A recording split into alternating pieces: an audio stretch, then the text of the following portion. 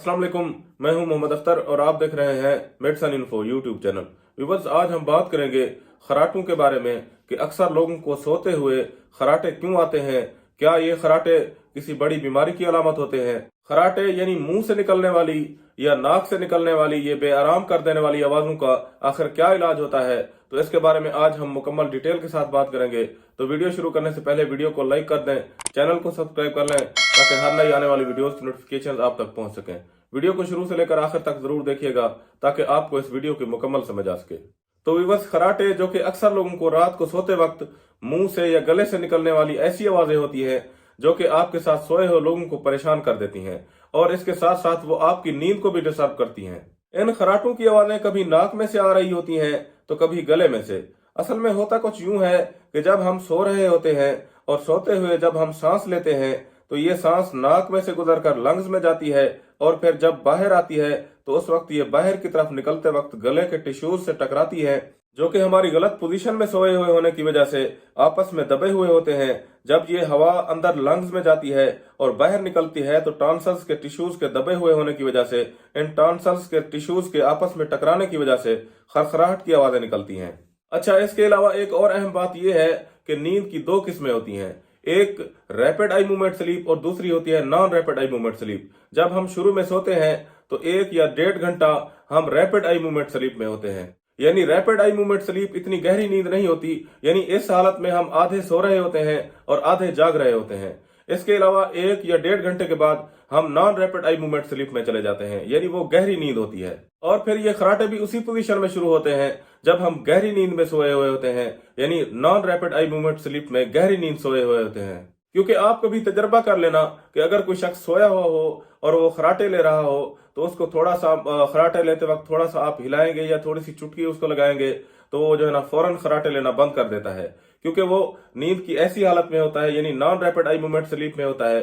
जब हम उसको थोड़ा सा जगाते हैं या हाथ लगाते हैं या थोड़ा सा हिलाते हैं तो वो फौरन non rapid eye movement sleep से निकलकर रैपिड आई मूवमेंट स्लीप में आ जाता है, यानी गहरी नींद से निकलकर हल्की नींद में आ जाता है और फौरन खराटे लेना बंद कर देता है। अब बात करेंगे कि खराटे आने की वजूहात क्या होती हैं। तो बस खराटे आने की कई वजूहात होती हैं, जैसा कि नाक या गले के मसाइल हो सकते हैं जिसमें नाक के टिश्यूज या गले के टिश्यूज हाथ से ज्यादा बढ़े हुए होते हैं, या फिर मोटापे की वजह से नाक या गले की नालियां तंग हो जाती हैं जिसकी वजह से सांस के आने या जाने से इस तरह की खरखराहट की आवाजें आ सकती हैं, या फिर हद से ज्यादा सोने की वजह से भी इस तरह की अलामत हो सकती हैं, जैसा कि बाज लोग दिन में बिला जरूरत और हद से ज्यादा सोते हैं तो इससे भी आपको खराटे आने की बीमारी हो सकती है। या फिर हाई ब्लड प्रेशर में मुब्तला अफराद को भी खराटे आने की बीमारी हो सकती है। या फिर बाज लोगों को स्लीप एपनिया हो जाता है कि जब वो सोते हैं तो जब नींद में जाते हैं तो फौरन जो है ना उनका दम घुटने लगता है और दम घुटने की वजह से जो है ना वो बेचैन होकर फौरन बेदार हो जाते हैं। और ये स्लीप एपनिया में मुब्तला अफराद के साथ ये सिलसिला सारी रात ऐसे ही चलता रहता है कि जब वो थोड़ी सी नींद में जाने लगते हैं तो उनको महसूस होता है कि जैसे हमारा दम घुट रहा है, तो वो फौरन जो है ना इस बेचैनी की वजह से जाग जाते हैं, जिसकी वजह से उनकी नींद पूरी नहीं होती।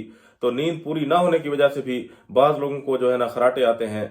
अगर आपके साथ इस तरह की अलामत हैं, रात को सोते वक्त मुसलसल खराटे आते हैं और जोर जोर से आते हैं, तो फौरन किसी अच्छे से डॉक्टर को चेक करवाकर अपना इलाज शुरू करवाएं, ताकि अगर आपको हाई ब्लड प्रेशर की शिकायत हो रही है या स्लीप एपनिया होता है या नाक में या गले में किसी तरह का कोई मसला हो गया है तो इसका फौरी इलाज हो सके।